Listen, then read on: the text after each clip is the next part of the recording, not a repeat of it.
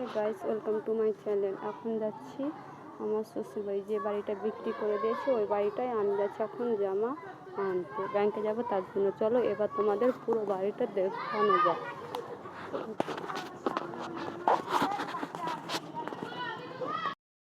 যে চলে এসেছি, এবার জন্য বাড়ির ভিতরে যাওয়া যাক। তোমাদের পুরো এই যে বাড়ি এসে গেলাম, তালাটা খুলে নিই, তারপর তোমাদের ভিতরটা দেখ। আগে এটা আমার ঘর ছিল, এটা আমাকে দেয়নি, এখন দিয়েছে এটা। চলো ঘরের তালা খুলে নিই, তারপর তোমাদের দেখাচ্ছি কি আছে না আছে।